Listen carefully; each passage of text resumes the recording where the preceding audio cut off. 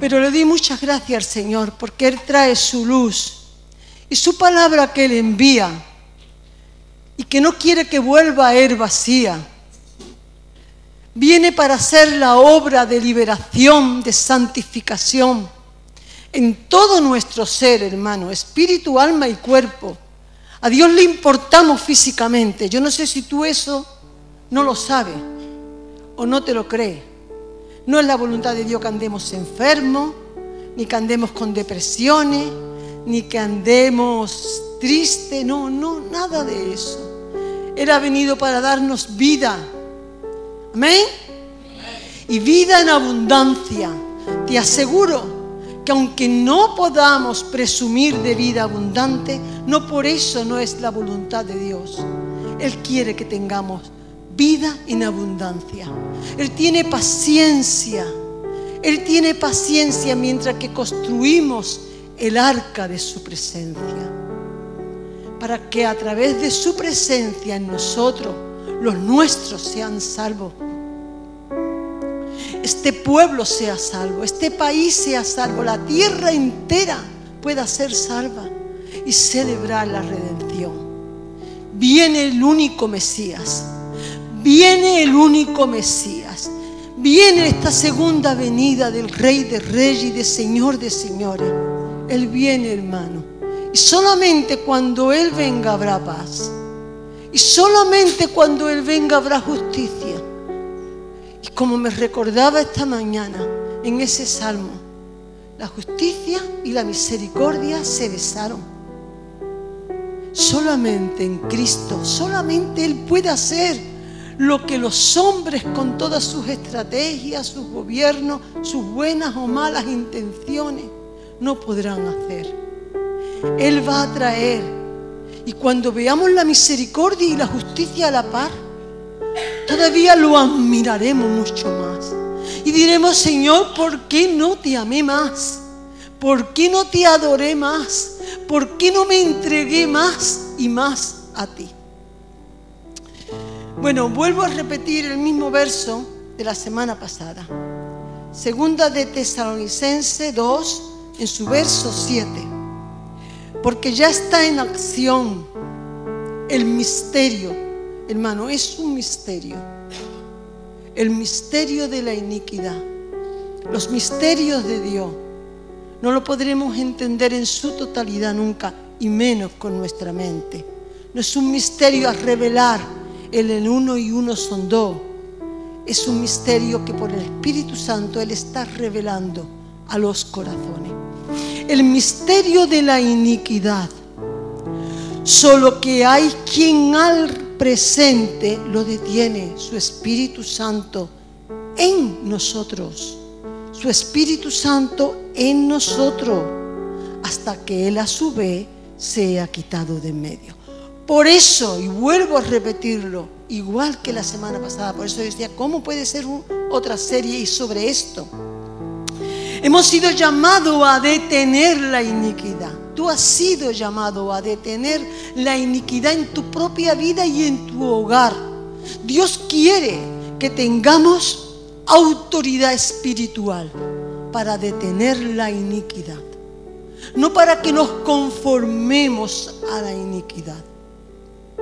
En nuestras vidas, en nuestros hogares, en nuestra comunidad. Pero mira, no es con tu fuerza. Otra vez, sí, otra vez. Porque aunque lo digamos 1000 veces, yo la primera, no me he enterado. Y el Señor no lo repite, el pensamiento que Sandra nos traía. No te canses de hacer el bien, que en su tiempo segaremos. No nos cansemos, es con su presencia. Son verdades que sabemos, pero que tienen que revelarse al profundizar nosotros, al vivir en ellas por la fe. No nos cansamos, no porque no me cansen, como ella nos decía, sino porque sé que es verdad, que aún Dios mismo no se cansa de hacer el bien, que aún Dios mismo no deja de permitir que salga el sol sobre buenos y malos. No se cansa de ser bueno, no se cansa de ser misericordioso. Y si tú no miras los ojos de Jesús, tú te cansarás de ser bueno, de ser paciente y de ser misericordioso. Porque la maldad que nos rodea nos cansará. Por eso, como la maldad de la iniquidad será más fuerte que nunca, la presencia de Dios quiere ser más fuerte que nunca en nuestras vidas. Nos ha llamado, y vuelvo a repetir la imagen que tenía en mente la semana pasada, porque van a subir las aguas en el diluvio de esta maldad, y unos se hundirán, pero aquellos que han aprendido a bucear, a profundizar en su presencia, no se ahogarán. Aumentará la maldad, pero aumentará la gracia de Dios en tu vida y en la mía. Y tú te asombrarás de ver y de reconocer que esto no son palabras dichas, ni palabras repetitivas, sino que no sabes cómo o de dónde, aunque sí sabes cómo y de dónde. De la presencia de Dios viene la gracia sobrenatural para perdonar, para soportar, para vencer con el bien el mal. ¿Y cómo cogemos esa fuerza? Con y en su presencia, en adoración. Hoy vamos a tratar esto. La reverencia de la adoración en su presencia. Y miren, hermanos, de verdad, que si no me lo trago yo antes, un día tras otro, lunes, martes, miércoles, jueves, viernes, no puedo traer esta palabra que hoy traigo. Porque seguí en Primera de Samuel. Me llevaba el Señor a seguir pensando en Samuel. Y llegaba al final del capítulo 7, que es donde me gozaba y adoraba al Señor, como Samuel adoraba a Dios y libertaba al pueblo de la iniquidad de los filisteos y de sí mismo. Pero el Señor me guiaba a decir: no te vas a saltar nada de la iniquidad. Momentos de iniquidad donde el pueblo conoció la muerte a causa de la irreverencia ante su presencia.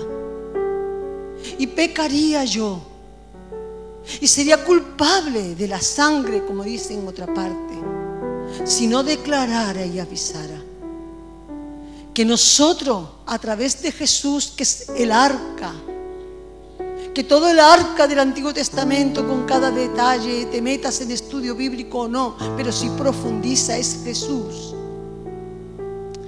Nos da acceso al Padre, para que no entremos con esa irreverencia a su presencia. Pero que en Cristo solamente entramos, una vez más, y lo repetimos, por el arrepentimiento y la fe. Y todo lo demás y todo lo que es fuera de eso es irreverencia, y la irreverencia acarrea muerte. Y muchos, la mayoría, podrán morir como Adán, no de golpe, sino lentamente. Pero no fue a causa de fulano ni de mengano, ni siquiera del mismo enemigo, sino a causa de la irreverencia al entrar en su presencia. Así que brevemente voy a reducir un poquito, a resumir un poquito lo más importante de la semana pasada. Cómo la iniquidad es un misterio generado en Satanás. Yo sé que muchos de ustedes vuelven una y otra vez a escuchar y a profundizar y a entenderlo, transferido al ser humano, pero que va contra la naturaleza santa de Dios. Es todo lo que tú ves fuera y dentro, en tu hogar y en tu corazón, en tu trabajo, en tu universidad, que va contra la santidad de Dios. Eso es iniquidad, haya dado lugar a luz, al pecado o no. Y veíamos que solemos reconocerla cuando da a luz el pecado, mientras que solemos aceptarla en nuestro corazón en nuestros corazones como parte del carácter. Me parezco a mi padre, a mi madre, a mi abuelo, a mi tío, a mi primo. Y la asumimos y vivimos con ella. Y es contra la naturaleza santa de Dios. El Espíritu Santo comenzó en nosotros la buena obra de santificación también. El ministerio del Espíritu Santo en nuestra vida no es solamente el consolador, es el santificador. Y ese quiere que tú puedas tener esa nueva naturaleza santa de Dios en ti. Y quiere trabajar contigo y conmigo. Recordamos cómo Elí contemplaba, conocía, lo demostramos bíblicamente, la iniquidad. Era consciente de que en sus hijos estaba la contranaturaleza de Dios, pero pudimos ver que no los estorbó porque lo amaba más que a Dios. Y si viene Jesús, no puede encontrarse con un ídolo en nuestro corazón, ninguna clase de ídolo. Y por eso en Abraham le pide: dame tu hijo, para mostrar que hay amores ocultos que no podemos tener, que nos impide realmente cambiar. Porque nos vamos a asombrar cómo con la gracia, con la presencia de Dios, podemos estorbar a la iniquidad en nuestros corazones, en nuestros hogares y donde quiera que estemos. Podemos, porque no somos nosotros, es Cristo en nosotros. Bien, en el capítulo 4 y 5, y esto lo voy a resumir, y en el capítulo 4 y 5 no vamos a entrar, pero a los que yo sé que vuelven a profundizar, que toman nota o que vuelven a escuchar, podrán ver en el capítulo 4 y 5 de Primera de Samuel el cumplimiento de las profecías, de las palabras que Dios le dio tanto a Samuel como a aquel profeta que vino a hablarle a Elí. Viene la derrota del pueblo, la muerte de Elí y de sus hijos, y el robo del arca de la presencia de Dios que fue quitada del pueblo. Y eso nos mete pronto al capítulo 6. Y algunas cositas brevemente que voy a decir ahora, porque tengo que retomarla al final, y que eran tan importantes cuando yo reflexionaba y la iba guardando. En el capítulo 5 del final, cuando se llevan la presencia de Dios en el arca, la ponen en el templo de Dagón. Y Dagón era el dios del trueno para los filisteos. Quédate con esto, dice, eso porque nos importa, verás cómo nos importa. El ídolo, en estos capítulos, cae ante la presencia de Dios, se le rompe las manos y los pies. Hay una plaga de rata y de tumores, que esto hace que los filisteos digan: no podemos tener este arca entre nosotros, y la devuelven. Y entramos en el capítulo 6. En el capítulo 6, donde vamos a ver cómo el pueblo de Dios trata irrespetuosamente el arca de la presencia de Dios, trayendo mortandad. No me gustaría a mí hablar de estas cosas, lo digo de corazón y de verdad, hermano. Y Dios lo sabe. Yo decía: bueno, Señor, que lean la Biblia, está ahí la historia, explícala, por el Espíritu Santo explícala tú. Pero no es así, hermano. Y más en estos últimos tiempos, Dios tiene que levantar siervos de Dios. No lo digo por mí, digo por todos los que vengan detrás de mí, que tienen que declarar la palabra de Dios tal y como es, para que de verdad la gloria sea para el Señor y no para los hombres. Así que vamos a ver, lo pueden anotar, el capítulo 6, a partir del verso 19 hasta el 21, y todo el capítulo 7. Por eso yo voy a andar muy ligerita y voy a dejar todo lo que tú no entiendas y comprendes para tus tiempos con Dios, para que tú profundices, teniendo presente siempre que cada vez que hablamos del arca, hablamos de Jesucristo mismo. Todo el tiempo estamos hablando de Jesucristo. Y cuando hablamos de Jesucristo, hermano, estamos hablando de Dios y hombre verdadero. Y lo tenemos que tener esto muy presente. Porque si no fuera Dios y hombre verdadero, no podría haber sido el intermediario entre Dios y los hombres. Si hubiera sido simplemente un hombre, nosotros no tendríamos acceso a la presencia de Dios. Si hubiera sido simplemente Dios, no tendríamos acceso a la presencia de Dios. Son misterios que yo sé que conforme uno anda en el Señor, en el corazón Dios los revela. Porque cuando yo adoro al Señor, pensando estas cosas, admirando a Jesús, la adoración aumenta en mi interior. La presencia de Dios se explaya. Es mucho más que la mente y que el conocimiento. Es su amor, es su santidad. Es digno, como hemos cantado, de admirar y de adorar. Viene por el Espíritu Santo sus consuelos. Hay heridas en nuestros interiores, hermano, que aunque nosotros hayamos decidido desde el primer momento que nos hirieron perdonar, y cada día podamos decir esto pertenece al pasado, en la presencia del Hijo de Dios vemos que hay heridas que se convierten en llaga. Y solamente el soplo de su Espíritu, por Jesús, por la revelación del amor, de la santidad y de la grandeza del Hijo de Dios y del Hijo del hombre, eso va siendo sanado para convertirse en cicatrices. Nosotros no tenemos el poder para hacer cicatrices. Por eso no podemos juzgar quien todavía a lo largo de años con herida pueda cargar y formarse llaga y putefacta, porque no entendemos el porqué. Físicamente hay heridas que no se cierran por culpa de la diabetes, por ejemplo. Y eso se sabe ahora, no cuando no se conocía la diabetes. Hay cosas en nuestra alma que no están en manos de los psicólogos, aunque nos gustara y lo pudiéramos pagar con dinero y termináramos los problemas.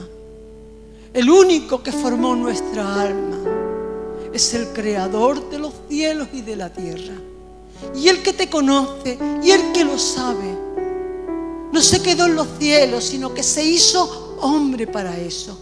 Y esto no quiere decir que por eso yo tenga que tener menos irreverencia delante de su presencia, hermanos amados. La presencia de Dios manifestada entre nosotros es digna de toda reverencia cuando cantamos, cuando escuchamos la palabra. Y desde que se comienza y hasta que se termina, debe haber una reverencia, un temor de Dios especial. Porque tú lo creas o no lo creas, porque no depende de lo que tú creas, depende de Dios. Dios está en medio de su pueblo. Y puedes producir muerte en ti. La irreverencia. Por eso yo invito a todos a que escuchando la palabra examine dónde puede haber irreverencia en tu vida, en tu corazón, ante la presencia santa de Dios. No solamente cuando estamos reunidos, sino aún cuando estás en tu casa, en tu forma de hablar con Dios, de acercarte a Dios. Yo no estoy hablando de religiosidad, estoy hablando de temor reverente delante de su presencia. La iniquidad, porque estoy hablando de iniquidad, va contra la presencia de Dios y es manifestada en la irreverencia. ¿Te duele? Miren, cualquier hijo de Dios, cuando escucha hablar mal de Dios, le duele. Les duele. A veces quieres comprenderlo, a veces quieres cubrirlo, a veces te quieres hacer loco. Pero hay dolor. Y no te está doliendo a ti. Está doliendo al Espíritu Santo de Dios que está en ti. Porque no se trata de razones, no se trata de defender. Porque a lo mejor lo que están diciendo está justificado por alguien que está sufriendo o que no conoce a Dios.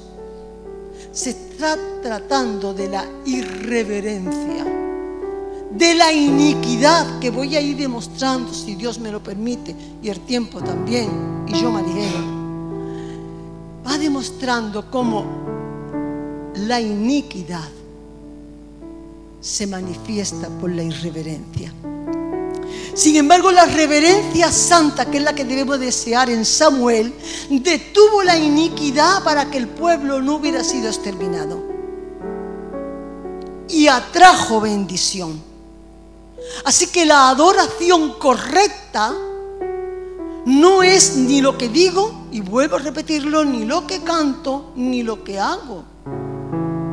Es lo que expreso en la reverencia a Dios ante su presencia y atrae bendición. Por eso esta cosa es para pensarla, es para reflexionar, es para pararte. Y no importa el tiempo que lleva en el Señor. Yo cuando entré me paró Merchi y me dice: he escuchado la predicación de la semana pasada y lo que dijiste sobre esto quiere decir esto. Perfectamente. Como quien dice, lleva 3 días y medio y se enteró perfectamente. Y uno puede llevar 50 años y precisamente ese sea lo difícil o lo imposible para que tú lo entiendas. Esta semana pasada estuve aquí con Lorenzo y me contaba cosas y me hablaba cosas que yo decía: para mí es casi como un bebé en Cristo, y cómo comprende y entiende ciertas verdades de la presencia de Dios que están ocultas para otros que podemos llevar 50 años en el Señor. Así que vamos a ver pasajes que son confusos, hermano, y que no están para ofendernos, sino que están para causarnos ese temor reverente de la presencia de Dios, y que nos muestran claramente el peligro de la irreverencia ante su presencia. Primera de Samuel 6, del 19 al 21, donde el versículo 19 y 20 dice así. El 19: Dios hizo morir a los hombres de Bet-Seme porque habían mirado dentro del arca de Jehová. Una mirada de curiosidad irreverente es el fruto de la iniquidad del corazón. ¿Qué ocurrió allí? Los filisteos devuelven el arca llega a este lugar de Bet-Seme, y gentes del pueblo, sin tener en cuenta, sin querer tener en cuenta todo lo que el Señor había dejado escrito desde Moisés para arrimarse a la presencia de Dios, van, destapan el arca y miran lo que había dentro. En aquella noche, no al instante, en aquella noche murieron miles de personas de aquel pueblo. Y cuando nosotros leemos esas cosas en el Antiguo Testamento, decimos: no la entiendo, no la comprendo, como Dios, porque hace esas cosas, y nos atrevemos con el corazón, no digo ni siquiera con las palabras, a juzgar a Dios. Pero te voy a traer brevemente algunas cositas nada más, para que te sirva a ti para reflexionar y entender mejor esto, y decida no ser irreverente en la presencia de Dios. ¿Por qué miraron? ¿Qué te atrae de la presencia de Dios? Esto es una frase que voy a decir nada más. No voy a entrar a explicarlo porque digo que tengo mucho y no quiero dejar nada. Y todo aquel que quiere entender va a entender por el Espíritu Santo. Pero Dios me daba algo. Cuidado con los demonios, porque desean la gloria perdida. Escucha bien. ¿Qué te atrae de la presencia de Dios? Lo sobrenatural de Dios, a los adivinos, a los echadores de cartas, a los ocultistas también. Los movimientos, las fuerzas, las emociones, la fuerza de lo sobrenatural. Ten cuidado, porque al demonio, a los demonios le atrae, pero son irreverentes ante la presencia de Dios. Así que yo te lo dejo para que tú lo medites, porque el principio de la sabiduría es el temor de Dios. Y aquí hay muchas verdades a revelar. La carne y los demonios son atraídos por algo que perdieron y que jamás volverán a tener la gloria de la presencia de Dios. Es más, serán destruidos por el poder que saldrá de la boca del Hijo de Dios. Mateo 8:8 te voy a decir entonces cómo tengo que actuar en su presencia. Y esto lo cogí porque era algo que el Espíritu Santo me daba muy claro. Exactamente lo que este hombre, sin ser del pueblo de Dios, sintió. Yo no soy digno, Señor, de que entres en mi casa y una sola palabra tuya podrá sanarlo. Eso es reverencia. La verdadera fe, que Dios fue sorprendido por la fe de este hombre, está revestida de temor de Dios y de reverencia a la presencia de Dios. Reverencia. No soy digno. Nosotros no somos dignos de entrar en su gloria. Y Dios quiere que deseemos su gloria. No somos dignos de su presencia. Y Dios quiere que vivamos en su presencia. Y por eso descendió del cielo. Pero no es a mi manera, sino por el caminito del arrepentimiento y de la fe. De no creernos dignos, no religiosamente, ni hipócritamente, ni de boca para afuera, sino una verdad reconocida en lo profundo del corazón, que solamente el Espíritu Santo te puede dar. La indignidad que conlleva la iniquidad que hay en mí, como tú sabes que está en ti. El versículo 20, entonces dijeron la gente ante lo que había pasado: ¿quién podrá estar entonces delante de Jehová, el Dios Santo? Y eso podemos decirlo nosotros, es una excusa de la iniquidad, de la irreverencia que puede haber en ti o en mí. Es una excusa.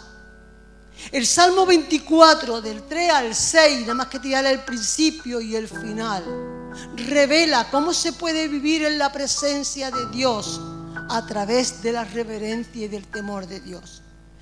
Dice el salmista, se decía: ¿quién subirá al monte santo de Jehová?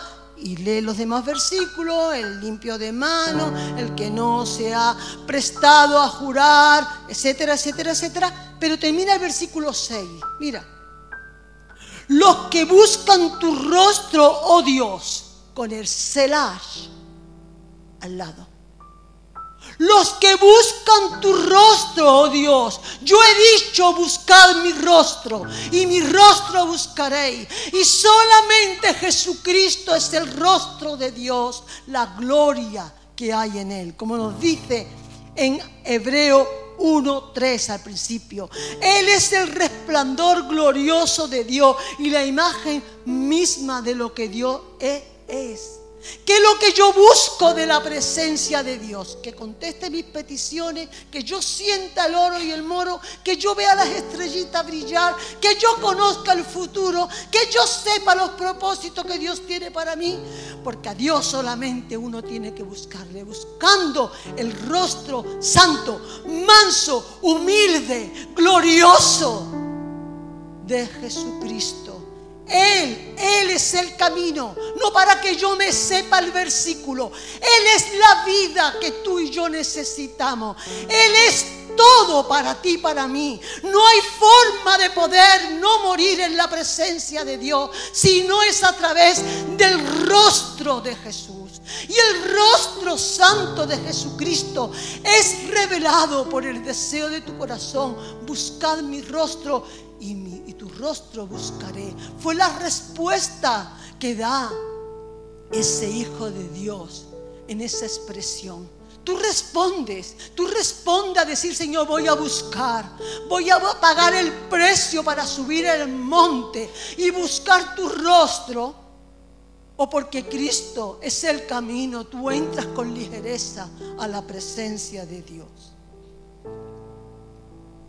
El versículo 21, vemos como la iniquidad, la soberbia, el orgullo, la irreverencia de los corazones expulsa su presencia. Muchos pueden alejarse de Dios y creen que se están alejando de Dios, pero se alejaron de Dios cuando expulsaron la presencia de Dios de sus vidas. Pero ¿cómo van a expulsar la presencia de Dios de su vida? Enviaron mensajero a Kiriat Jearim diciendo: los filisteos han devuelto el arca, llevarla a vosotros, no queremos la presencia de Dios con nosotros. Ha producido muerte. No me voy a parar a buscar por qué produjo muerte, sino no las quiero. Éxodo 20:19 dice que no hable Dios con nosotros. En vez de eliminar la iniquidad del corazón por el arrepentimiento, decidieron por optar: voy a hablarlo en nuestro vocabulario, no voy más a la iglesia. Yo ya no leo la Biblia. Buscaré al Señor a mi manera y a mi forma.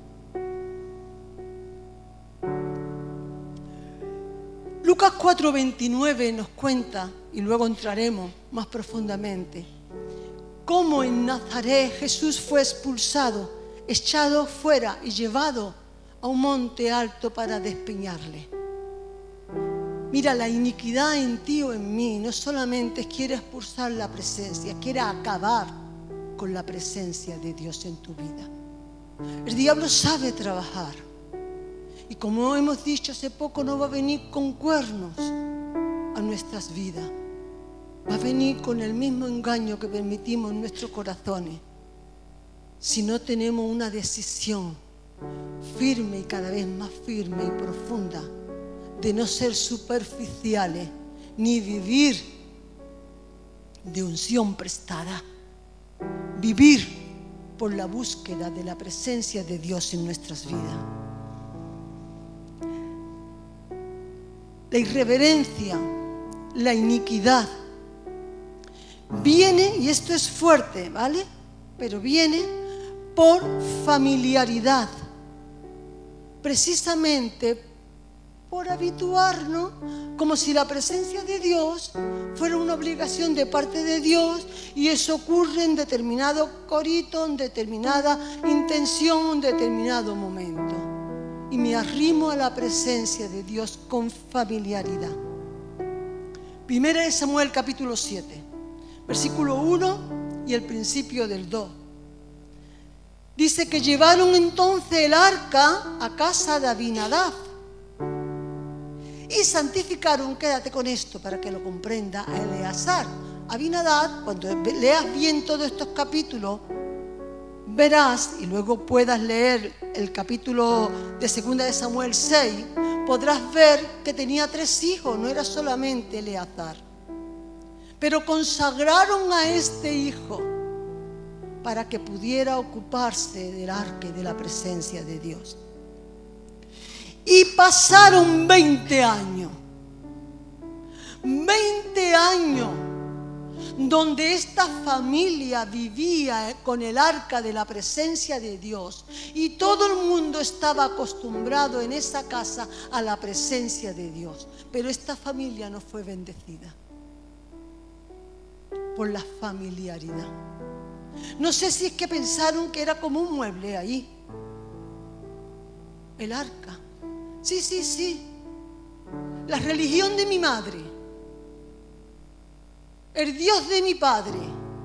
Mi padre dice, mi madre dice, eran 3 hijos que nombran, 3 hijos varones que nombran. Y aun si había bendiciones, no había gratitud por las bendiciones, porque hay familiaridad. Me acostumbro al dinero que entra por la casa. Me acostumbro a la comida que como.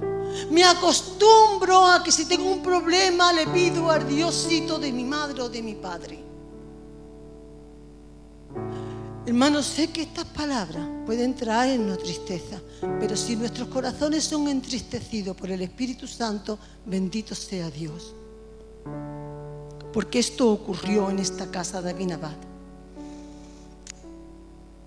Esta familiaridad, como estoy diciendo, produjo ingratitud. Dejaron de valorar la presencia de Dios. escúchame bien, dio lugar a la incredulidad y vengo a mostrártelo. Marcos 6, del 3 al 6, te cuenta la historia de Jesús cuando fue a Nazaret, a su pueblo, donde él nació. Aunque nació en Belén, se crió en Nazaret, donde dice estos versículos: ¿no es este el carpintero? ¿No es este el hijo de María? ¿No es este hermano de Jacobo, de José, de Judas, de Simón? ¿No está también aquí sus hermanas con nosotros? La familiaridad que tú estás acostumbrado a que has nacido, que llevas muchos años convertido en un hogar donde invocan el nombre de Dios, puede producir esta forma de religiosidad que se llama incredulidad. Mira, dice, Jesús le decía: no hay profeta sin honra, sino en su propia tierra. Tú puedes tener dentro de tu iglesia, dentro de esta congregación, dentro de tu hogar, un tesoro y no le das valor porque te has habituado, te has acostumbrado, vives de él sin valorar lo que tienes en tu hogar o en tu vida.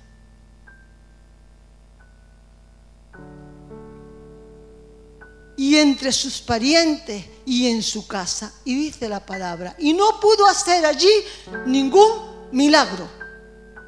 Y estaba asombrado de la incredulidad de ellos. La familiaridad no solamente les trajo ingratitud. Lo normal es que me pongan el plato de comida por delante. Lo normal es que me encuentre la ropa limpia. Eso lo decimos a los que son más jóvenes. Pero esto hay que aplicárnoslo a todo. Lo normal es que yo sea bendecido. Lo normal es que salga el sol. Lo normal es que no haya guerra. Lo normal es que haya salud. Lo normal es que yo vaya al médico y me atiendan. Lo normal me hace ser desagradecido, desagradecida. Y eso es una cosa que va carcomiendo la fe. Y por eso tú eres frío, fría ante la presencia de Dios. Porque lo normal, en vez de haberte bendecido 20 años, ha traído incredulidad a los corazones. En 2 Samuel capítulo 6, lo leen en casa, desde el versículo 3 hasta el 11, cuentan que a los 20 años deciden llevarlo a casa de otra persona. Y en el camino, dice en el versículo 6 y 7, Usa, otro hijo de Abinadab, que no era Eleazar, Usa extendió su mano al arca de Dios y la sostuvo porque los bueyes tropezaban. Porque los bueyes tropezaban. El arca vino de los filisteos en un carro porque los filisteos no conocían la ley de Dios. Ellos pertenecían a una familia de levitas,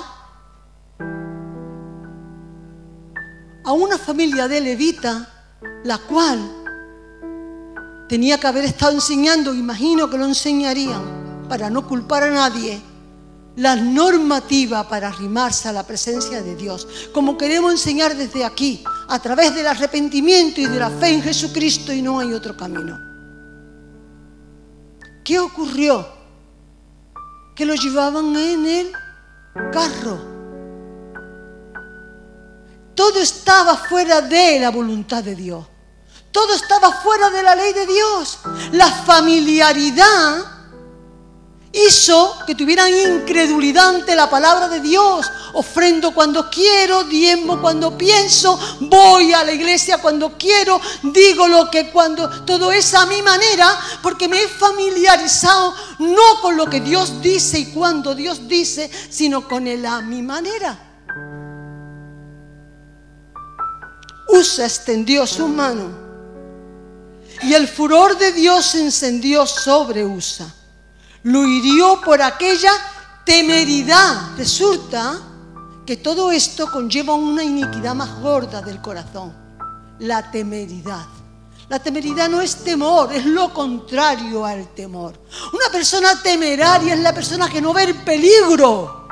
Estás metiéndote en una serie de robos, de trampa, de préstamo, de situación emocional, económica. Te estás arriesgando por Facebook con amistades o con Instagram o como que sea. Estás yendo a una velocidad con el coche temeraria. Porque has perdido con la familiaridad en el volante que tienes que ir a 60 cuando se entra aquí en la carretera de Mérida. No es valor, no es valor, es temeridad. Y ante la temeridad, Dios acaba con la vida. Aquí fue instantáneo, pero a lo largo de cerca de 40 años que llevamos aquí, ha sido pausadamente y por donde menos podíamos creer que podía venir. Y es porque en el fondo la temeridad es rebeldía. La rebeldía es la madre de la iniquidad. ¿Sabía Usa lo que podía pasarle? Lo sabía. Yo te invito a que leas bien estos pasajes con este espíritu de luz que viene por el Espíritu Santo. Y vea cómo sabía todo esto. ¿Bastaba con que tenía buena intención? No bastaba. Hacía falta temor de Dios. El número 4:15 venía claro.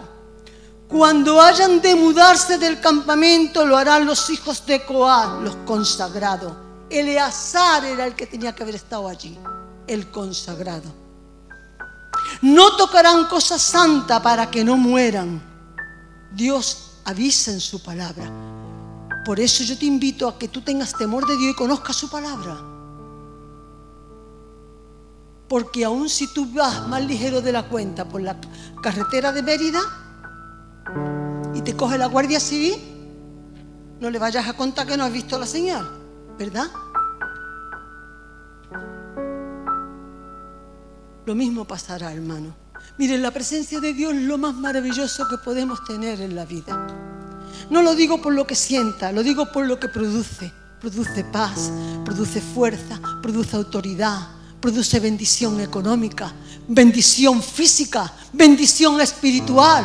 Es que es de verdad que aquel que tiene a Cristo lo tiene todo, aunque le esté fallando el mundo entero alrededor.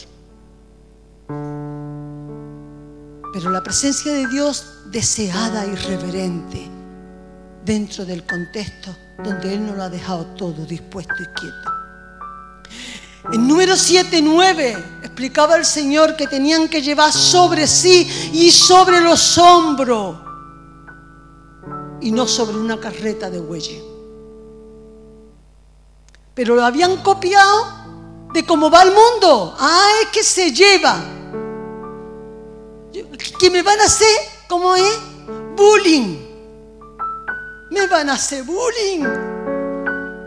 ¿Yo qué tengo que ver? Si el mundo filisteo, el mundo pagano no conoce a Dios, tendrá que ir medio en cuero por la calle, si les da la gana. Pero tú y yo somos hijos de Dios. Y lo sabemos. Y se nos está enseñando cómo tenemos que vestir, cómo tenemos que hablar. No puedo contestarle así. Ni a profesores, ni a profesoras, ni a la Guardia Civil, ni al policía que me para. Porque la palabra de Dios no me invita, me obliga a darle honra y obediencia a todos los que están sobre mí.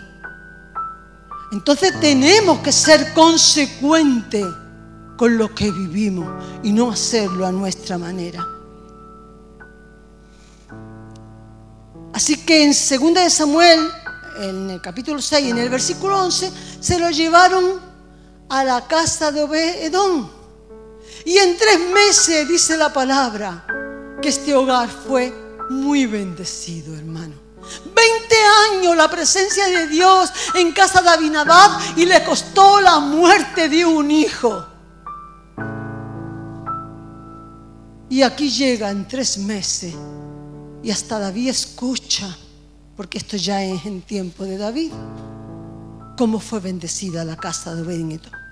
Bueno, pues ahora viene lo bueno. Ustedes, lo siento mucho, ¿vale? El primer plato era muy fuerte. Ojalá la pringue no haya acabado contigo.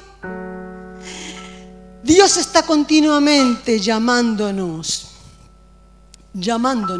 a detener la iniquidad en reverencia y en adoración. Y ahí sí ya podía yo entrar, pero que tienes que seguir haciéndolo tú en el capítulo 7, porque tampoco puedo hacerlo todo.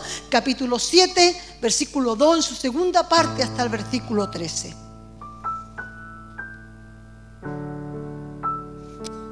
En el final del versículo 2 y hasta el 8 nos habla de cómo es la adoración reverente. Entonces yo ahora aquí le voy a hablar a aquellos que, habiendo escuchado la adoración irreverente, dicen: yo quiero adorar reverentemente. ¿Cómo tengo que hacerlo? Pues miren lo que dice la palabra del Señor. La adoración reverente es la que va de continuo en tu corazón. No está cantando superficialmente, sino hay arrepentimiento y rendición. No tiene nada que ver con lo que te estén haciendo. No tiene nada que ver como tú sientas o lo que tú quieras. Tiene que haber una continua arrepentimiento y rendición. Y toda la casa de Israel, dice en este versículo 2, en su segunda parte, dice así: toda la casa de Israel se lamentaba en pos de Jehová. Y entonces Samuel le dijo, escucha al Espíritu Santo, no a mí, al Espíritu Santo: si de todo vuestro corazón os volvéis a Jehová, quitad los dioses ajenos y a Astarot. Yo me paré aquí, por eso digo, es que no me quiero parar, no me quiero entretener. Por favor, hacedlo en vuestras casas. Escudriñad las Escrituras. No solamente está diciendo quitad un montón de diosesitos, de amor al dinero, de amor a la vagancia, de amor a los juegos, de amor a los chismes, de amor a las críticas, yo qué sé, sino y Astarot. ¿Por qué hace este énfasis? Y Astarot, Astarte, que fue adorada hasta aquí, traída por los mismos fenicios, era la diosa que recibía la alabanza con el adulterio y la fornicación, con el sexo fuera del orden de Dios, que no podemos llamarle ahora porque se llamen de miles de títulos que le pongan. Lo legaliza el mundo, porque como yo decía la semana pasada, a lo antinatural les quieren llamar natural, a lo malo les quieren llamar bueno, y queremos decirle que como lo hace todo el mundo filisteo y pagano. Pero Dios dice: quitad, si de verdad estás arrepentido, deja de hacer eso. No podemos entrar en presencia de Dios con irreverencia. Y eso no te está diciendo que por eso te quedes afuera, sino que te arrepientas y vengas alineado. Y preparad vuestro corazón al Señor. Prepara tu corazón al Señor. No importa si el resto de tu casa no prepara el corazón al Señor. Conviértete tú. Dios hará la obra contigo. Prepara el corazón y solo a Él servid. Servía Samuel al Señor mientras que ayudaba a Elí. No sirvas a nadie más. Sirva al Señor. Tú recoges a alguien con el coche, sirva al Señor. Tú invitas a alguien a comer, sirva al Señor. Tú cuidas a alguien, sirva al Señor. Tú haces lo que haga, hazlo por Señor y para el Señor. Muchas gracias, Paco, mi alma.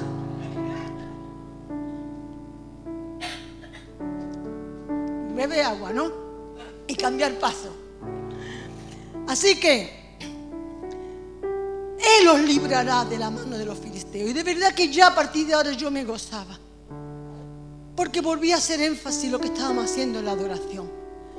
Estamos todo el día peleándonos con los filisteos. Hay tantos enemigos que se levantan. Y basta con que tú estés buscando la presencia de Dios para que se levanten muchos más. No te pelees con los filisteos, hermano, hermana. Adora al Señor, que Él se encargará. Y entonces los hijos de Israel quitaron a los Baales. Mientras que no quita los Baales de tu corazón y Astarot, y sirva solamente a Dios, Dios no puede pelear por ti. Queremos que Dios nos libre de los filisteos. que nos libre de las enfermedades, que nos libre de los enemigos, que nos libre de tantas cosas como yo también quiero que a mí me libre. No te creas que no lo tengo. Así que vemos en primer lugar cómo es la adoración correcta: volverse a Dios y darle la espalda a los dioses. Eso es adoración reverente, sirviéndole solo a Él. Verso 5 dice: Samuel dijo, pues reuní a todos en Mizpa y oraré por vosotros. Se reunieron en Mizpa, y esto te lo voy a dejar para que tú solo lo pienses, porque no me voy a alargar, y de verdad que tenía una gana de profundizar en esto. Dice: y sacaron agua y la derramaron delante de Dios. Lo único que tenían lo entregaron junto con su corazón. El símbolo de que habían derramado su corazón fue el agua vertida en presencia de Dios en Mizpa. Y ayunaron aquel día. A ver, aquella. Y ayunaron aquel día. Y ayunaron aquel día. No se murieron aquel día. No se murieron. Ayunaron aquel día. Y ayunaron aquel día.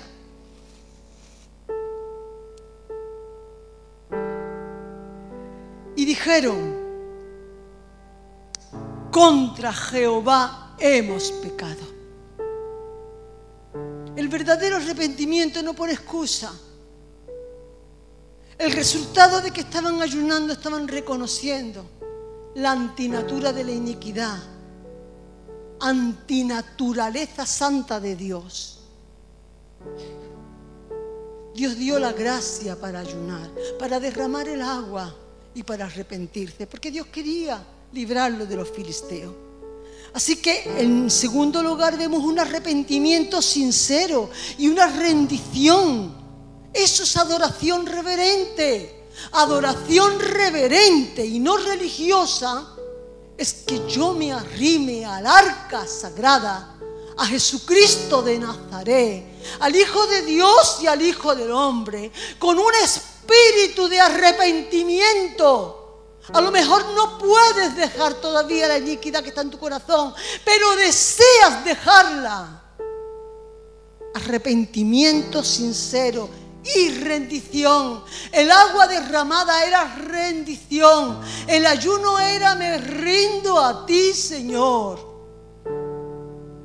Me rindo a ti con mi corazón.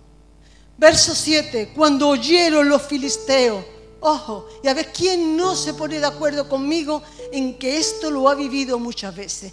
Cuando oyeron los filisteos que los hijos de Israel estaban reunidos en Mizpa, subieron contra Israel.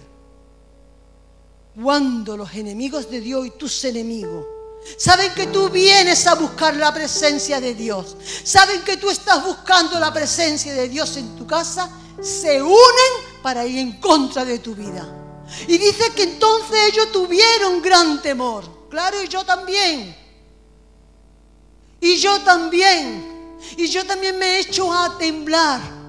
Y a mí también me entra fatiga en este estómago, pobrecito mío. Pobrecito mío, porque lo paga todo. Mi estómago es el que lo paga todo. Pero voy a la presencia de Dios.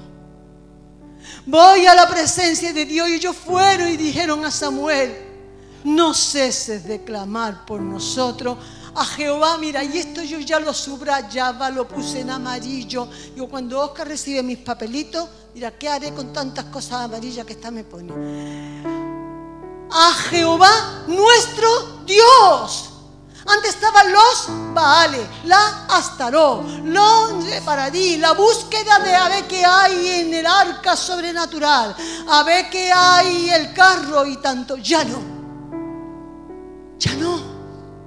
Ese corazón arrepentido, ese corazón arrepentido, ese corazón que decide poner a Dios como el Señor único de su vida, sabe que ese es su Dios, es nuestro Dios.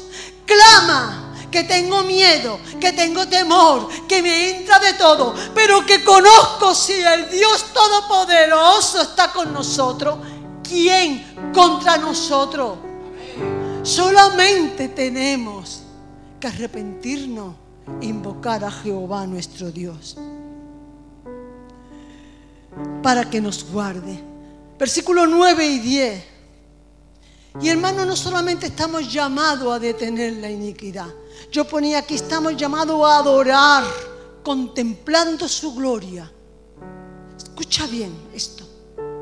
Tú y yo estamos llamados a adorar, contemplando su gloria. ¿Qué quiero decir? Mira, y Samuel tomó un cordero de leche y lo sacrificó. Samuel estaba simbolizando al único cordero de Dios, que si no se hace hombre no puede ser el cordero de Dios, que era inocente como un cordero de leche.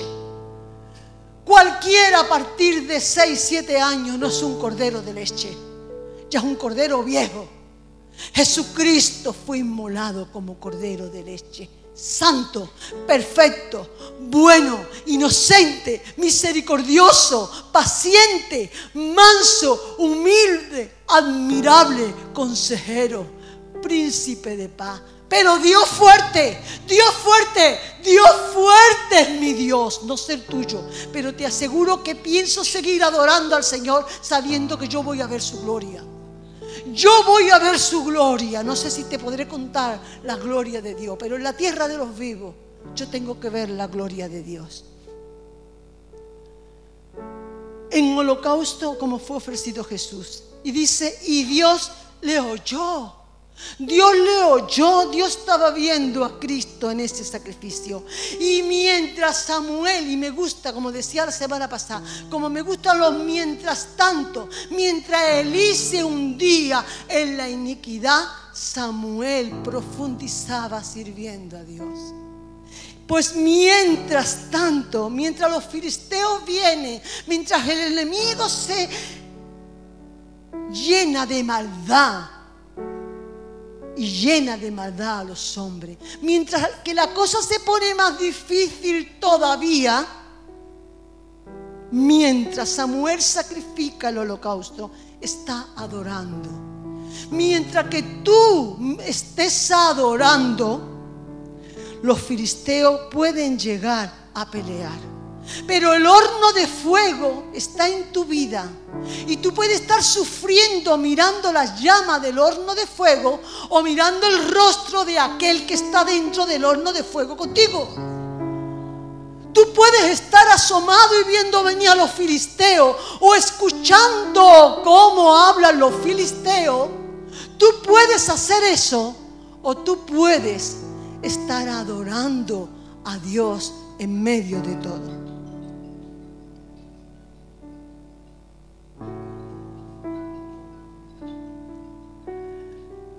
Mas Jehová, prosigue el versículo 10, mas Jehová, versículo 9 todavía, con gran estruendo tronó. Mira, por eso yo te decía que te quedara con que Dagón era el dios del trueno. Y proféticamente, cuando llevan el arca de la presencia de Dios al templo de Dagón, Dagón cae. Y está profetizando este momento en los cielos virtual que se tiene que hacer real en la tierra. Tú tienes que adorar por lo virtual, mira que te digo, para que se te haga real en tus circunstancias. Te lo voy a repetir, adora por lo que sabes, por fe, para que lo veas en el mundo real. Dios tronó con gran estruendo sobre los filisteos, los atemorizó y fueron vencidos. Los filisteos fueron vencidos no con las armas de Israel, sino con los truenos del poder de Dios. Tu salida, atiendan y no estén pendientes del móvil. ¿Qué les vamos a hacer? Damos la gloria a Dios por todo. Escúchenme bien. Mientras que está tronando Dios, tú puedes ver la gloria de Dios. Pero tú tienes que empezar a adorar antes de que Dios truene, para que mientras que tú adoras, Dios truene. Y es suficiente con que Dios envíe su trueno, como que el león envíe su rugido, para que sea destruido los enemigos de tu vida, porque los enemigos de tu vida son los enemigos de Dios.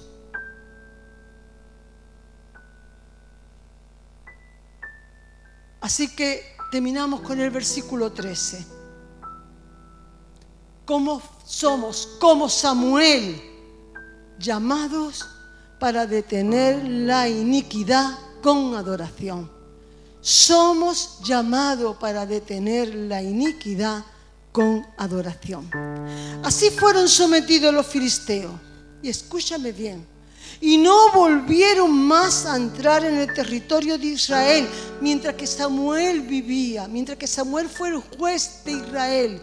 Los filisteos no volvieron más. Yo tengo una gana de ver cumplida este versículo en mi vida. Yo creo que solamente, más o menos, Rafa y Ana Lidia se lo pueden imaginar. Yo pienso adorar y adorar y adorar y adorar hasta que los filisteos sean sometidos. Porque mientras que tú y yo adoremos, la gloria de Dios truena. Y la mano de Jehová estuvo contra los filisteos todos los días de Samuel. Yo añadí aquí un versículo, ¿vale? Porque tenía más de una persona en mi corazón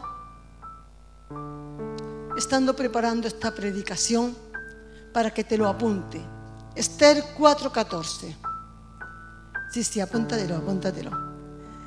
Donde dice Mardoqueo a Esther: ¿quién sabe si no llegaste a ser reina precisamente para un momento como este? ¿Quién sabe si todos los propósitos de Dios para tu vida y para mi vida no estaban para lo que tú creías o para lo que yo creía, sino para lo que ahora va a acontecer? No podemos huir, hermano.